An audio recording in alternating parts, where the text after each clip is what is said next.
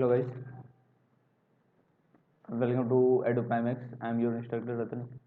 Today in this video we have to discussing about the ethical considerations in humanoid robot. In the seventh point we have to discuss about the human dignity and the empathy. के बारे में that's we are discussing about the human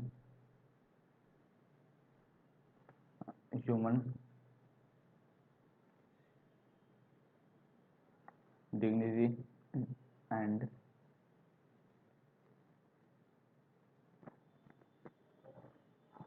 empathy. This video discuss about the human dignity and empathy के बारे में सब बात करने वाले हैं। चलिए स्टार्ट करते हैं हम सब। Human dignity and empathy in humanoid robot. Human dignity and empathy के जब हम बोलते हैं तो ह्यूमनॉइड रोबोट में क्या ह्यूमन डिग्निटी एंड एम्पैथी हो सकता है? ह्यूमन डिग्निटी एंड एम्पैथी जब बोल रहे हैं, रोबोट्स तो एक प्री प्रोग्राम इंसान है,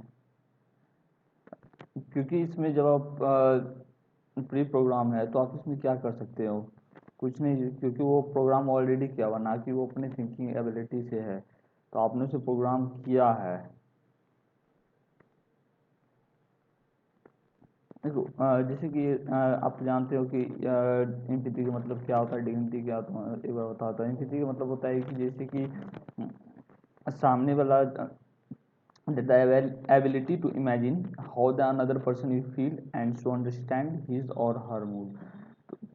सामने वाला क्या फील कर रहा है उसके मूड के हिसाब से दैट करना आपको। और डिग्निटी जैसे हो गया कि क्लेम करना seriously behaviour and back to the people to respect you, सभी को एक रिस्पेक्ट देना।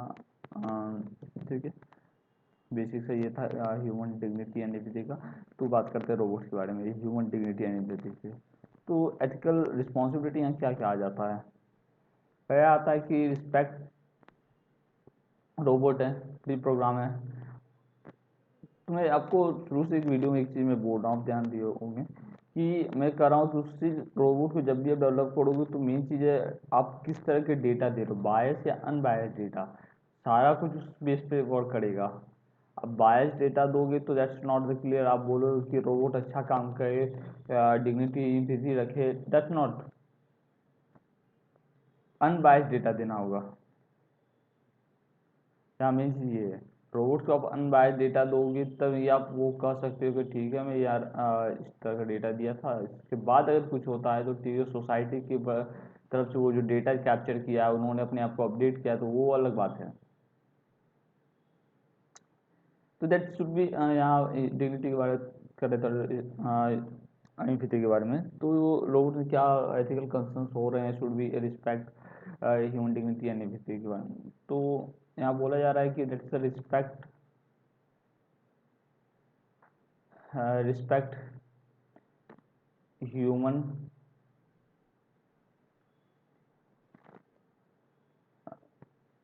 रोबोट जब आप डेवलप करोगे तो आपको ये चीज़ ध्यान रखना होगा। तो आपको डेवलप करते वक्त आपको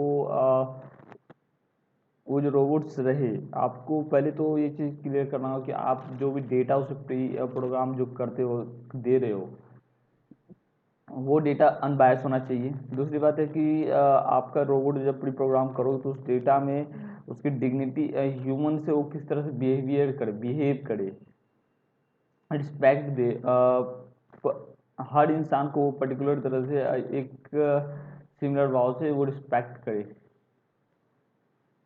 respect the human dignity and avoid the, avoid में क्यों यूज़ कर रहा हूँ, अवॉइड में इसलिए बोल रहा हूँ कि कैजुअल कॉजिंग हार्म्स।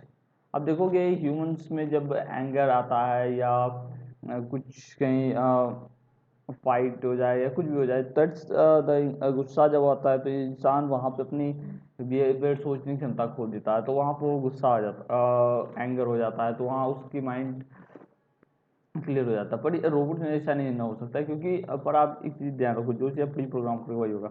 इसलिए मैं इसलिए बोल रहा हूँ अनबायस डेटा देना होगा, और उसमें एक चीज़ ध्यान रखना कि उसकी डिग्निटी बरकरार रहे, ह्यूमन से जो इंटरेक्ट करे अगर वो रोबोट तो एक डिग्निटी मेंटेन रखे। और एम्पैथी, और जो भी सामने वाला जो पर्सन से क्योंकि वो मशीन है ना। जब आप उसे डिग्निटी एंड एम्पैथी दोगे तो और वो सभी लोगों के साथ एक सिमिलर बिहेवियर मेंटेन करेगा और एक अच्छी तरह से बिहेव करेगा, और कितने भी लोग सामने से उसे पीटेंगे या कुछ भी करेंगे, क्योंकि तो ये रोबोट इससे कुछ होगा नहीं, तो एक सिमिलर मेंटेन रखेगा वो बिहेवियर, अपने मॉडरेट बिहेवियर को मॉडरेट रखेगा। अगर जब मॉडरेट रखेगा बिहेवियर को, तो एक चीज़ क्या होगा कि जब इंसान को एक समय आने के बाद तो मॉडरेट बिहेवियर कितना भी उससे कुछ कर ले तो उससे कुछ होगा नहीं, और कितना भी उसे मार ले कितना कुछ कर ले तो रॉबोट है, कुछ नहीं होगा। और बिहेवियर मॉडरेट रखेगा तो इंसान को ना उसके साथ एक कनेक्शन हो जाएगा, इमोशनल अटैचमेंट जिसे बोलते हैं हम सब, इमोशनल अटैचमेंट हो जाएगा, जो कि वो भी तब इंसान समझेगा कि उस समय कि ये तो इंसान ही है एक तरह से। क्योंकि वो सिमिलर बिहेवियर रखेगा, सब कुछ रखेगा, एम्पैथी रखेगा। हम मानता हूँ गुस्सा अगर आप उसे दोगे तो वो हार्मफुल अनबायस में चले जाएगा वो पूरी तरह से। इसके बाद आप बोलोगे उसे कंट्रोल करो, पॉसिबल नहीं है। एक चीज़ से इंश्योर करना होगा हमें, that the robots does not be engage the action, not engage action that degrade or exploit human essential।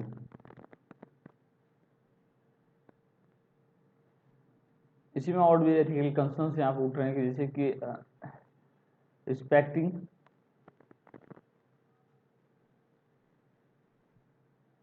Human human dignity, respect the human dignity. क्यों मैं बोल रहा हूँ respect the human dignity and empathy? इसलिए मैं बोल रहा हूँ कि ह्यूमन डिग्निटी एंड एम्पैथी का रिस्पेक्ट ह्यूमन का रखना होगा रोबोट को, ये डिग्निटी एंड एम्पैथी का वो तो अपने से लाएगा नहीं, कुछ भी जानते हो, क्योंकि वो प्री प्रोग्राम है, एल्गोरिथम, ए आई बेस्ड एल्गोरिथम प्री प्रोग्राम्ड है वो। हाँ मानता हूँ कि एक समय के बाद वो प्री प्रोग्राम नहीं होगा, ना ही रिमोट कंट्रोल होगा, वो ऑटोमेट हो जाएगा, क्योंकि वो जब वो सोसाइटी में जाएगा तो सोसाइटी से सीखेगा, वो सोसाइटी के डेटा से सीखेगा, सोसाइटी से जो वो लोगों से अलग अलग तरह के लोगों से मिलेगा उस तरह के वो डेटा कैप्चर करेगा, वो उस डेटा के बेस पे वो अपने आप को लर्न करेगा, लर्न करने का के बाद वो उस तरह से रिएक्ट करेगा। वहाँ पे आप कुछ नहीं कर सकते हो, उस जगह वो चीज़ आपके हाथ से निकल जाएगा। हाँ एक समय तक आप कंट्रोल कर सकते हो उस जगह की जहाँ पे कि आप प्रोग्राम कर रहे हो, उस जगह आप कंट्रोल कर सकते हो, ठीक है। तो जब सोसाइटी में जाने के बाद आप कंट्रोल नहीं कर सकते, क्योंकि सोसाइटी में जब वो रोबोट जाएगा तो अलग अलग तरह के लोग मिलेंगे, अलग अलग अनबायस बायस लोग मिलेंगे, तो सभी का बिहेवियर डिफरेंट होगा, सभी उस तरह की वो रोबोट कैप्चर करेगा, और बेस्ड ऑन वो डेटा उस तरह का वो रिएक्शन देगा अपने लोगों को बाद में। जितना वो अपने आप को डेटा डेटा कैप्चर करेगा उस तरह से वो बिहेव करेगा लोगों के साथ। आपने शुरू में ठीक है मॉडरेट डिग्निटी बिहेवियर दे दिया, एम्पैथी दे दिया, जो काइंडनेस दे दिया, सब कुछ दे दिया, बहुत अच्छा इंसान है एक रोबोट, इंसान की तरह वो दिखेगा तो ठीक है वो बहुत अच्छा इंसान है, तो पर एक समय तक वो रहेगा ना, क्योंकि जब आप उसके साथ मिसबिहेव करोगे, सोसाइटी में लाने के बाद लोग उसके साथ मिसबिहेव करेंगे, डिग्निटी और अनबायस रहेंगे उसके साथ, अलग अलग तरह के बिहेवियर्स वो रिएक्ट करेंगे उसके सामने, और उस डेटा के बेस पे वो लर्न करेगा अपने आप को, तो डेटा वो फीड करेगा ही अपने अलग अलग सेंसर के through, camera sensor, audio sensor, audio sensors, ये सारे सेंसर्स के थ्रू वो अपने आप को कैप्चर करेगा, उन चीज़ों को लर्न करेगा। जब वो लर्न करेगा तो अपने आप को अपडेट करेगा। इसके बाद आप जब देखते हो चैट जीपीटी आप यूज़ करो या कोई ए आई टूल्स को यूज़ करो, आप जितनी बार उनसे डेटा मांगोगे तो वो हर बार आपको अलग अलग तरह के इंफॉर्मेशन देंगे, आप बोलोगे ये गलत है, गलत नहीं है। आप जितने बार उनसे पूछोगे उतनी बार वो आपको उतनी बेस्ट डेटा देने की कोशिश करेंगे, अपने आप को लर्न कर करके, जितना पूछोगे उतने आपको उतना बार उसे अलग डेटा आपको मिलेगा। क्यों? क्योंकि वो अपने आप को इम्प्रूव कर रहे हैं बेस्ड ऑन डेटा। वो सोचते हैं कि ठीक है नहीं ये डेटा पसंद है आपको, तो वो और भी अपडेट करके आपको दूसरे बार देंगे, आप फिर से पूछोगे वो आपको फिर अलग डेटा देंगे। उस बेस पे वो वर्क करता है। मशीन लर्निंग एल्गोरिथम लगता है पीछे में, बैकएंड में, जो मशीन लर्न करता है, ML जिसको बोलते हैं, मशीन लर्न, जिससे बोला जाता है मशीन लर्निंग, मशीन लर्न कर रहा है यहाँ पे किस पे बेस पे, एल्गोरिथम के बेस पे। एल्गोरिथम क्या है, डेटा है, उस डेटा के बेस पे वो लर्न कर रहा है, जो उसके पास डेटा है। और वो जब अगर सोसाइटी में जाएगा तो सोसाइटी के बेस पे वो जो जो भी डेटा कैप्चर करेगा, उस डेटा को सेव करेगा, उस डेटा के बेस पे उसके बाद वो लर्न करेगा, ना कि वो अपने based on particular zone data में जितना वो आपने प्रोवाइड किया उस डेटा में वो और भी डेटा कैप्चर करेगा, और भी डेटा स्टोर करेगा, उस डेटा के बेस पे वो लर्न करेगा। तब वो आपको आपसे ही आपके हिसाब से वो रिएक्ट करेगा। आपने सब कुछ दे तो दिया, एम्पैथी, इमोशंस, एक्सप्रेशन, सब कुछ शुरू के समय में, एंगर नहीं दिया, कोई नहीं। आप वो लर्न करेगा, जब सोसाइटी में छोड़कर अलग अलग लोगों से बिहेव करेगा, मिलेगा, तब उस तरह के वो डेटा कैप्चर करेगा। जब रोबोट किसी एक रोबोट को आप तैयार करते हो, किसी लैब में एक रोबोट जब तैयार होता है तो वो ऐसे नहीं तैयार हो जाता, प्री प्रोग्राम किया जाता है। प्रोग्राम करने के बाद उस रोबोट को ट्रेन किया जाता है। अगर चलना है ना रोबोट को, तो उसे चलाने के लिए सिखाना पड़ता है। एक केबल रहता है, उसे तैयार किया जाता है, उस केबल के थ्रू अब उसे आप चल के दिखाओगे उस रोबोट को, ऐसे से चलो, वॉक किया जाता है, एक पैर ऐसे एक पैर ऐसे। इसके बाद वो रोबोट उस तरह से लर्न करेगा, एक बार में वो नहीं चलने लगेगा। जैसे कि एक बच्चा जब होता है, छोटा बच्चा, जब वो छोटा बच्चा होता है तो वो एक बार में तो चलने नहीं लगता है ना। माँ के गर्भ से पैदा होने के बाद कोई भी बच्चा एक बार में तो चलने नहीं लगता है। तो उसी तरह रोबोट्स भी एक तरह से होता है। रोबोट्स को तो हम डेवलप करते हैं, आर्टिफिशियल है, हमारे द्वारा बनाया गया एक इंसान है, इंसान की तरफ एक मशीन बोलते हैं, पर आज के समय वो इंसान ह्यूमनॉइड रोबोट बोला जाता है, सिमिलर ह्यूमन की तरह है और ह्यूमन से बियॉन्ड द कैपेबिलिटी उसके अंदर।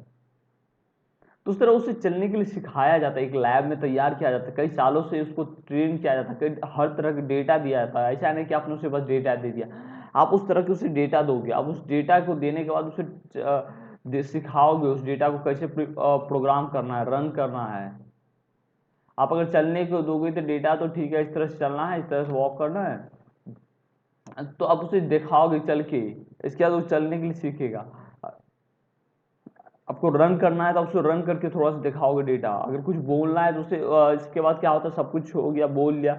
आप एक चीज़ ध्यान दोगे, रोबोट्स में ना, रोबोट्स की तरह आवाज़ रहता है। आपने कई अलग अलग तरह की वॉइस सुना होगा, तो उस तरह की आवाज़ देंगे, उसको वॉइस को ट्रेन किया जाता है। ट्रेन AI वॉइस इंजीनियर होते हैं अलग अलग, जिसको वॉइस को वो ट्रेन करते हैं, रोबोट्स के वॉइस को। रोबोट्स ऐसे ट्रेन नहीं होते हैं, उसके वॉइस देखना बहुत अलग होते हैं, क्योंकि ह्यूमन की तरह उसे वॉइस को ट्रेन किया जाता है। अलेक्सा ले लीजिए, असिस्टेंट ले लीजिए, इन सभी का वॉइस को ट्रेन किया गया है। अलग अलग तरह के इंसान को वॉइस को लगा के और उस वॉइस को असिस्टेंट को ट्रेन किया जाता है, बोलाया जाता है, ये बोलो वो बोलो, उस तरह के वो डेटा कैप्चर करेगा, उस डेटा को कैप्चर भी करेगा और वो बोलने के लिए सीखेगा। आपके वॉइस का ब्रेक डाउन करके उससे देखता है कि आप किस तरह से बोल रहे हो, उसको वोकल कोड क्या आपका, उस तरह से वो बोलने के लिए सीखेगा। किसी इंसान की तरह आपको बनाना उस रोबोट को, तो उस तरह के आपको उस इंसान का एक पर्टिकुलर वॉइस आपको उसे देना ही पड़ेगा। तब उस वॉइस को वो ब्रेक डाउन करेगा, उस ब्रेक डाउन करने के बाद उस वॉइस को कई बार उस अलग अलग तरीके से वो प्रैक्टिस करेगा। जब किसी आप लैंग्वेज को आप सीखते हो, तो ऐसे तो लैंग्वेज किसी को भी लैंग्वेज सीख नहीं पाते हो, तब उस लैंग्वेज को सीखने के लिए आपको भी तो प्रैक्टिस करना पड़ता है ना। उसी तरह उस रोबोट्स को किसी इंसान के मिमिक्री करने के लिए या उसकी तरह से आवाज़ निकालने के लिए, तो उसे भी ना तो सीखना पड़ता है। उसको आप एक पर्टिकुलर उसका डेमो देना होगा, कम से कम एक पीस ऑफ पेपर वॉइस देना होगा उसको, छोटी सी स्मॉल वॉइस जो है हेलो ही बस उसे देना होगा, पर उस इंसान का वॉइस जिसके हिसाब से आप कॉपी करना चाहते हो उस रोबोट्स के अंदर, तो उस बेस पे वो वर्क करेगा। तो आपको ये ध्यान रखना कि आप जब रोबोट से मिल रहे हो तो सोसाइटी में उसको आपको, ठीक है, एक कभी ताली एक हाथ से नहीं बजती, तो आपको दोनों तरफ से बजानी होगी, क्योंकि आपको जब उस रोबोट के साथ आप बिहेव करोगे तो वो भी एक समय के बाद आपके साथ करेगा। आप जब वो करेगा तो आप पर्टिकुलर आपके लिए सिर्फ खराबी नहीं हो, पूरी वर्ल्ड के लिए, सभी के लिए खराब हो सकता है, क्योंकि वो रोबोट से ऑटोमेट है, आप कंट्रोल नहीं कर सकते उसे।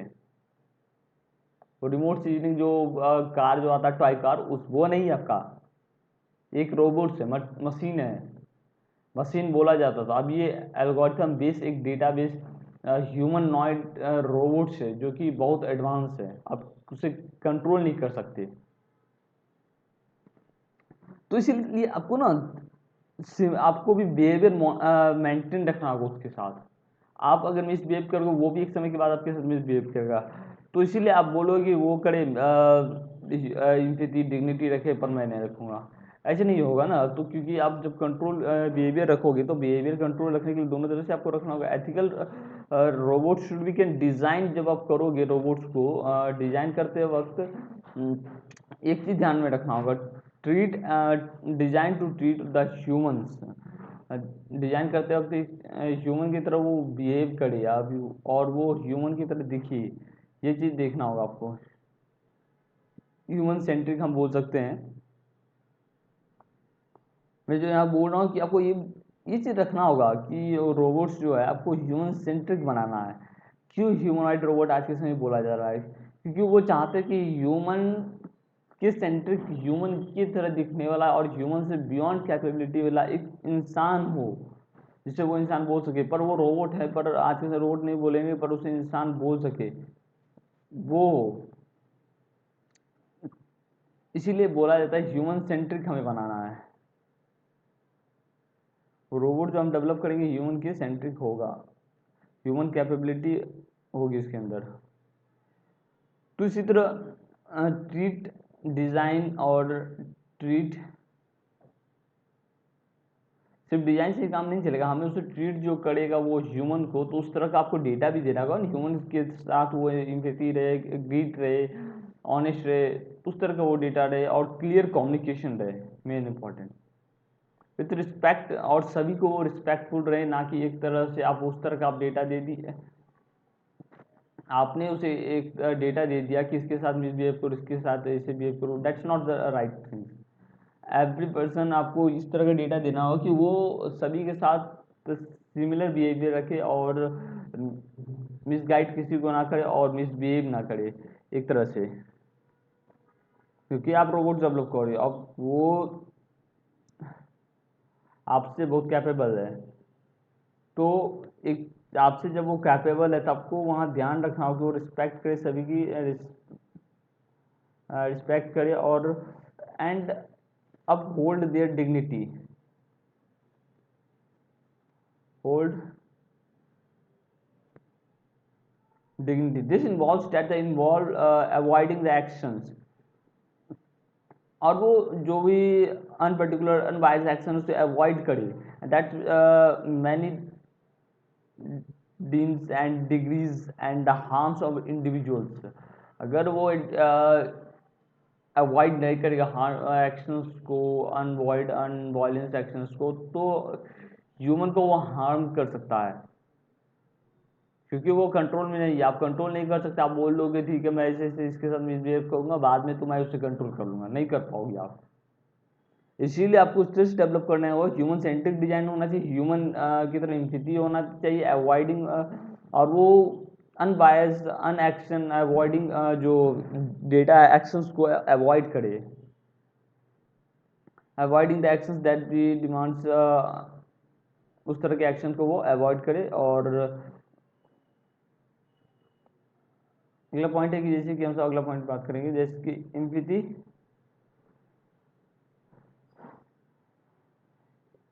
empathy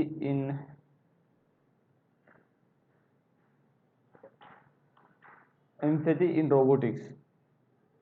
कंसिडर करना होगा कि एवरी इंडिविजुअल्स को एंड इन कॉर्पोरेशंस को कि एम्पैथी इन रोबोटिक्स में आपको एम्पैथी देना ही पड़ेगा, इंटीग्रेशंस भी देना होगा, इंटीग्रेशंस इंटीग्रेशंस एंड एम्पैथी आपको पर्टिकुलर, जैसे इंसानों के अंदर एम्पैथी रहता है और इंटीग्रेशन होता है, तो उस तरह रखना ही होगा आपको। आप बाद में रोबोट्स को आप बोलोगे रोबोट इस तरह से बिहेव कर, that's not the clear integration. इस अगर जैसे कि हम बोले इंटीग्रेशन मीन्स, तो क्या हो सकता है, जैसे कि यहाँ पे रोबोट्स के बिहेव में अगर बोले तो सेपरेट द पॉपुलर पीपल्स और things to bout the together like the integration. जैसे कि अगर एक एग्जांपल ले तो the process of finding the original function, ऐसे बोल सकते हैं इंटीग्रेशन। इसी तरह integration and empathy in the robotics में आपको देना होगा। Integration and empathy in the robots to understand respect human emotion. Human के इमोशन को अंडरस्टैंड करेगा, उस सीखेगा ह्यूमन का इमोशन, और ह्यूमन को वो रिस्पेक्ट करेगा उस हिसाब से।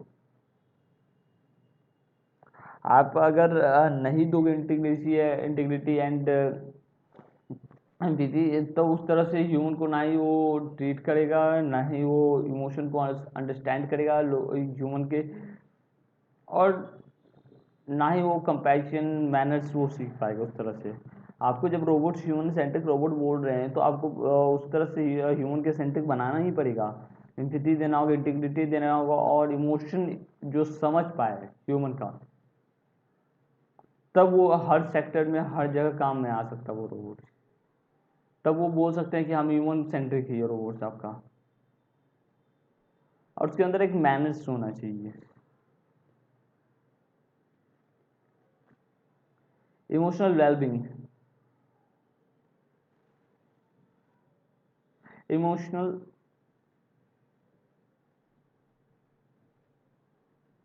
इमोशनल वेलबींग, जब मैं बात करता हूँ इमोशनल वेलबींग इन रोबोटिक्स, तो आप क्या समझ रहे हैं यहाँ पे?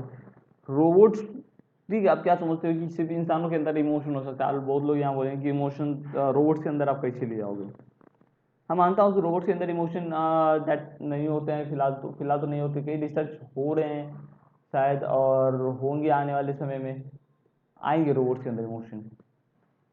आप ऐसा नहीं बोल सकते हो कि आज के समय में नहीं है तो कभी आएंगे नहीं। क्या आज से पहले रोबोट से एआई टेक्नोलॉजी था?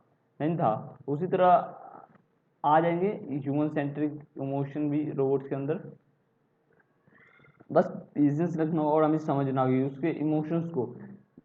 और robot should not be exploit the human emotion at their advantage or manipulate emotion in the many way that's the causes of emotions harm and individuals।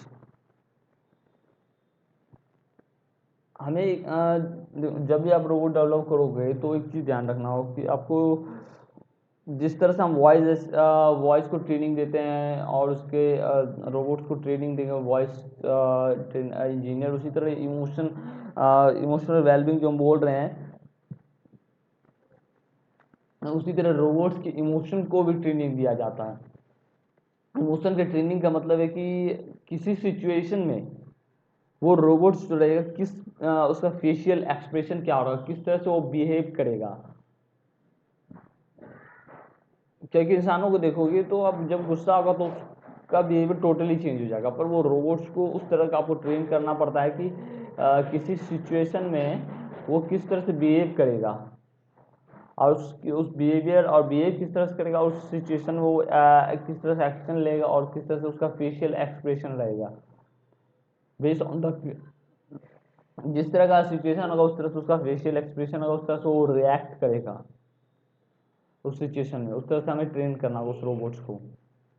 जब उस तरह से आप ट्रेन कर दोगे उस रोबोट्स को, तो एक चीज़ देखना, किसी भी घर में मान लो कि बहुत कम फैमिली मेम्बर रहते हैं, बच्चा नहीं रहता है और अभी नहीं है और कहीं गया हुआ, तो एक जब रोबोट्स रहेगा ना, जब उसके अंदर एम्पैथी, इंटीग्रिटी एंड डिग्निटी सब दोगे, और इमोशनल एक्सप्रेशन, इमोशनल वेलबिंग दोगे।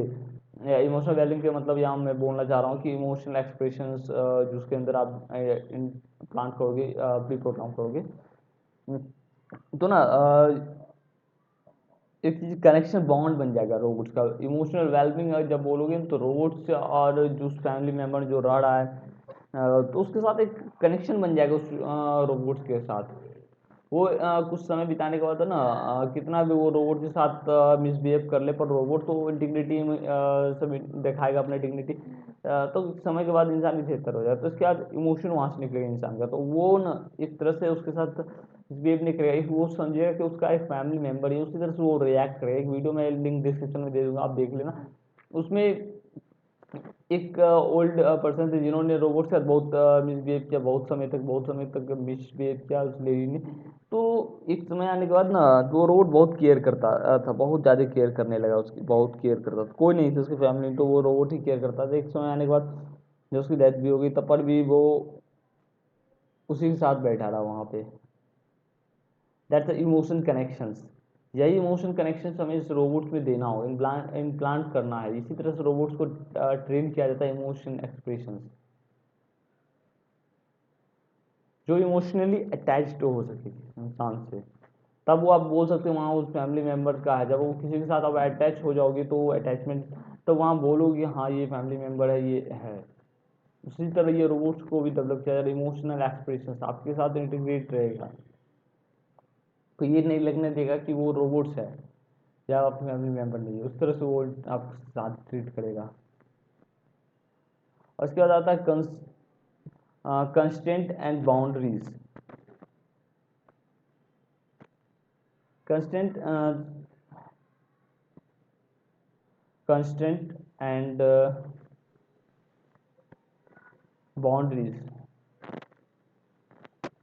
ठीक है, मैं बोल रहा हूँ कंस्टेंट, एक कंस्टेंट लगाना होगा कि उससे अटैच करना होगा और एक बाउंड्री क्रिएट करना होगा रोबोट्स के लिए। उस बाउंड्री से वो बियॉन्ड ना जा सके।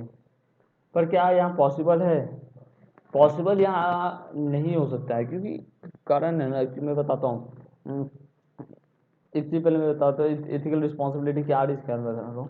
एक देखो, एथिकल रिस्पॉन्सिबिलिटी यहाँ आ रही है कंसेंट एंड बाउंड्री में। पर्सनल बाउंड्रीज रोबोट से क्रिएट करना होगा, एंड बाउंड्रीज मतलब कि ह्यूमन का personal boundaries, respect involvement, respect of personal boundary and information constrain individually before the engaging the intermediate and emotional interaction robot के साथ create करना होगा आपको। ये मैंने बता दिया। पर एक चीज़ देखो, बाउंड्री तो सही बात है, आपको क्रिएट करना ही पड़ेगा, पर आप सोच प्रैक्टिकली क्या पॉसिबल है? आप सोच के देख लो ना। आप रोबोट से अब इंसान ह्यूमनॉइड रोबोट को आप हर जगह इंप्लीमेंट कर रहे हो, घर तक लेके, ऑफिस तक लेके, पब्लिक प्लेस तक लेके, हर सेक्टर में इंप्लीमेंट कर रहे हो, तो आप किस तरह से आप एक्सपेक्ट करते हो कि आप उसके लिए बाउंड्री क्रिएट कर पाओगे? Is is possible? आज के समय पॉसिबल ही नहीं है, आप नहीं कर पाओगे ना। आप एआई, आर्टिफिशियल इंटेलिजेंस को ही आप देख लो। रोबोट्स की बात ही बात है, आर्टिफिशियल इंटेलिजेंस को देख लो। आज सोशल मीडिया पे आर्टिफिशियल इंटेलिजेंस का यूज़ किया जा रहा है सोशल मीडिया का। अब क्या सोशल मीडिया के साथ जो वर्चुअल वर्ल्ड है, जिसे हम बोलते हैं वर्चुअल वर्ल्ड, क्या आप उसके साथ डिटैच हो पा रहे हो? इमोशनली आप इंगेज हो चुके हैं, ये रियलिटी है। आप उसके साथ डिटैच नहीं हो, आपके साथ बहुत अटैच हो चुके हो, जिसकी वजह से आप क्या वहाँ बाउंड्री क्रिएट कर पा रहे हो अपनी पर्सनल प्रोफेशनल लाइफ और अपने सोशल मीडिया वर्चुअल वर्ल्ड को अलग कर पा रहे हो? नहीं कर पा रहे हो। यहाँ अटैचमेंट हो चुका आपको। आप कैसे आप यहाँ बोल रहे हो कि आप आर्टिफिशियल इंटेलिजेंस रोबोटिक्स आप एक बाउंड्री क्रिएट कर पाओगे? पॉसिबल ही नहीं है। पर यहाँ आर्टिकल कंसिडरेशन कंसर्न यही तो उठ रही है, आपको एक बाउंड्री क्रिएट करनी ही पड़ेगी। नहीं करोगे तो आज के समय आप जो इस तरह का सोशल मीडिया का देख रहे हो, वर्चुअल वर्ल्ड का में लोग इंगेज हो चुके हैं, जो इसके पर्सनल लाइफ, प्रोफेशनल लाइफ, जो फिजिकल वर्ल्ड में उसके फ्रेंड्स फैमिलीज है, वहाँ से डिटैच हो चुके हैं लोग आज के समय में। क्यों? Based on the virtual world में जी रहे हैं पीपल, इसलिए। उसी तरह रोबोट्स को, अब जब रोबोट का भी एक बाउंड्री क्रिएट करना हो पड़ेगा आपको। वहाँ क्या हो सकता है, अगर आप रोबोट के साथ इंगेज कर दोगे उन्हें, तो हर कुछ वो सोशल पर्सनल रिलेशंस, हर कुछ वो अटैच हो जाएंगे रोबोट्स के साथ, तो रोबोट्स के साथ वो इंगेज हो जाएंगे, ना कि वो पर्सनल प्रोफेशनल फैमिली अलग अलग रिलेशनशिप वो छोड़ देंगे। आज के समय में एक न्यूज़ में आपको देता हूँ, वो भी आर्टिकल एक डिस्क्रिप्शन में दे दूंगा कि शायद में भी वो पीपल जो डेवलपर थे वो शायद सिंगापुर के थे, मे बी, शायद मैं नहीं कर पा रहा हूँ, शायद सिंगापुर के ही थे।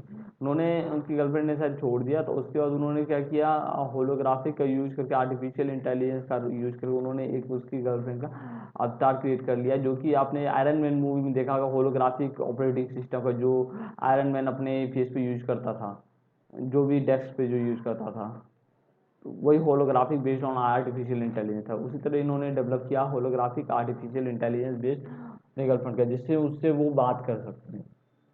सोच लो, आर्टिफिशियल इंटेलिजेंस वर्चुअल वर्ल्ड से लेकर फिजिकल वर्ल्ड में अभी आ गया, लोग उसके साथ अटैच हो चुके हैं।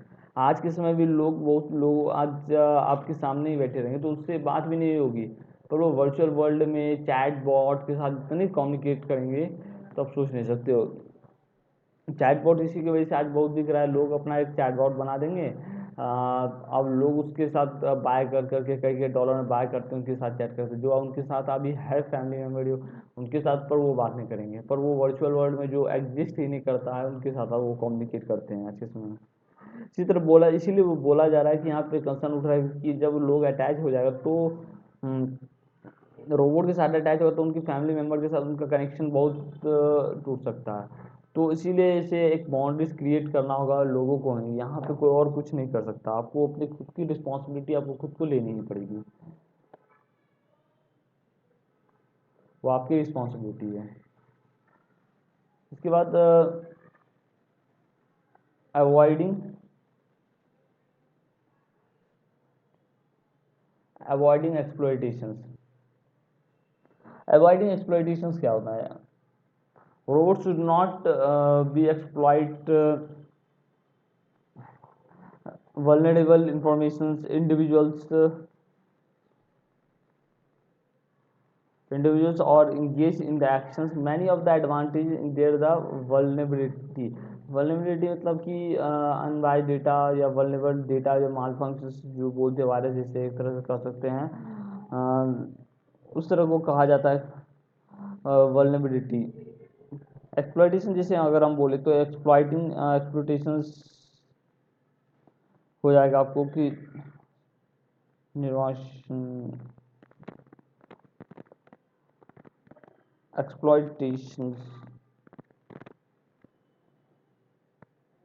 तो एक तरह से यूज अगर रोबोट्स अगर हम के बेस पे एक्सप्लॉइटेशन अगर बोले तो use something that treat somebody can be unfair और यू ऑन द एडवांटेजेस। ये चीज़ मैंने आपको पहले ही बता दिया था, रोबोट्स को ना बस आपको ट्रेन करने के डेटा बेस्ड ऑन डेटा है। अगर आप बायस डेटा दोगे या अनबायस डेटा दोगे डिपेंड ऑन आपकी जो ट्रेन कर रहे हैं इस रोबोट्स को। अगर अनबायस डेटा दोगे तो वो वल्नरेबल बन जाएगा और एक्सप्लॉइटेबल वल्नरेबल वो रोबोट्स तैयार हो जाएगा आपके लिए ही सिर्फ नहीं, वो दुनिया के लिए तैयार हो जाएगा वो रोबोट्स इस तरह का। इसीलिए बेटर है कि अनबायस्ड डेटा दिया जाए सिर्फ रोबोट्स को। Robot should not be exploit vulnerable, तभी एक्सप्लॉइट और वल्नरेबल नहीं होगा जब तक आप उसे अनबायस्ड डेटा नहीं दोगे। और ठीक है, अनबायस्ड डेटा नहीं दोगे, अगर आपने बायस्ड भी डेटा दे दिया तो पर एक लिमिटेड दायरा या कई सालों के बाद जब सोसाइटी के साथ वो इंटरेक्ट करेगा कई समय तक तो डेटा कैप्चर करेगा सोसाइटी से, तब वहाँ जाकर वो होगा ही एक्सप्लॉइटेबल एंड वल्नरेबल। वल्नरेबल आएगा उसके अंदर, आप कितना भी कुछ कर लो, जब वो एक्सेप्ट करेगा सोसाइटी को, एंगेज करेगा, सोशल इंटरेक्शन करेगा, आएगा उसके अंदर वल्नरेबल भी होगा वो, एक्सप्लॉइटेबल भी होगा और उसके अंदर एक वायलेंस एक्शन भी आएगा जब वो सोसाइटी से इंटरेक्ट करेगा तो अब वो कंट्रोल नहीं कर सकते हो। इसीलिए आपको एक चीज़ रखना होगा कि that's my advice, that's algorithm bias auditor रखना होगा, जो कि ना एक नया जॉब क्रिएट हो सकता है इस समय पे। एल्गोरिथम बायस ऑडिटर जो कि ये कर सकता है कि ऑडिटर की हर रोबोट जो भी है रोबोट ह्यूमनॉइड रोबोट तैयार हो रहा है दुनिया में, वो सारे रोबोट्स को वो ऑडिट करेगा। जो भी रोबोट्स रहेंगे डेवलप होंगे उसे एक नंबर तैयार होगा, ह्यूमन का जैसे आधार कार्ड होता है उसी तरह रोबोट का एक कार्ड बनेगा और वो रजिस्टर होगा, और हर समय उस रोबोट का हर समय नहीं बोल सकता है महीने या ईयरली बेस पे उसे उस रोबोट को ऑडिट किया जाएगा बेस्ड ऑन ऑथेंटिसिटी। वहाँ कहीं भी बायस या छूट नहीं दिया जा सकता, अगर आप बायस या छूट दोगे तो एक्सप्लॉइटेबल और बढ़ जाएगा, आप वो क्योंकि अनकंट्रोलेबल हो जाएगा, अब कंट्रोलेबल होगा तो आप वहाँ कुछ नहीं कर सकते। आप ही अच्छे से देख लो रोबोट्स क्या ह्यूमन से पावरफुल है, हाँ है, ह्यूमन से बहुत बियॉन्ड द पावरफुल, थिंकिंग हो, एबिलिटी हो, स्ट्रॉन्गेस्ट हो, हर कुछ में वो पावरफुल है। इसीलिए हमें एक अनबायस होके और बायस एल्गोरिथम ऑडिटर को भी रखना होगा जो कि ऑडिट करेगा इसको। ठीक है, इसके बाद क्या आता है human robots relationship, human robot relationship क्या होता है? एथिकल कंसिडरेशन यहाँ ये बोल रहा है कि ये human robot relationship, human robot अगर रिलेशनशिप अगर हम बोल रहे हैं तो ethical considerations expand the development of human robots relationships are build multiple respects and empathy. हाँ, ये क्रिएट होगा रिस्पेक्ट एंड एम्पैथी के साथ, ये रोबोट्स का रिलेशनशिप आप क्रिएट होगा। जब उसे सेंट्रिक ह्यूमन सेंट्रिक आप बनाओगे तो ह्यूमन से देखेगा तो वो ह्यूमन से इंटरेक्ट करने की कोशिश करेगा, और उसके अंदर एम्पैथी डिग्निटी आएगा तो वो करेगा इंटरेक्ट। पर और वो एक बॉन्ड क्रिएट हो जाएगा, इमोशनली बॉन्ड क्रिएट करेगा वहाँ पे। और जब और ऊपर से जब ह्यूमन रोबोट के अंदर इमोशंस आप दोगे तो वो एक बॉन्ड क्रिएट करेगा वो ह्यूमन के साथ, जो बहुत अटैच्ड हो जाएगा ह्यूमन भी उसके साथ और रोबोट भी। वहाँ इसके आता है साइकोलॉजिकल,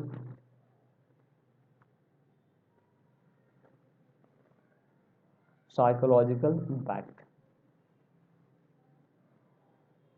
साइकोलॉजिकल इम्पैक्ट अगर बोलते हैं, ethical robot should be not have the negative psychological impacts on the individual or designer should be considered. The potential emotional effect in the robot interactions, क्या पॉसिबल है? देखो, एथिकल रिस्पॉन्सिबिलिटी रोबोट्स की बात अगर यहाँ एथिकल साइकोलॉजिकल बेस पर करते हैं तो they have not be negative psychological impact in the robot से, इंडिविजुअली हो या डिज़ाइनर के पर्सपेक्टिव से हो कंसीडर, या पोटेंशियल इमोशन के बेस पे हो, इफेक्ट ऑफ रोबोट्स इंटरेक्शन नहीं होगा, क्योंकि वो प्रोग्राम बेस्ड है ह्यूमन की तरह, वो नहीं कि समय के साथ डेवलप होता है। हम मानता हूँ रोड के अंदर भी डेवलप होगा, अभी उतना एडवांस नहीं है, तो बेस्ड ऑन टाइम के साथ मे भी हो सकता है या नहीं भी हो सकता है, अभी तो कुछ कहा नहीं जा सकता। ठीक है, इंक्लूसिविटी एंड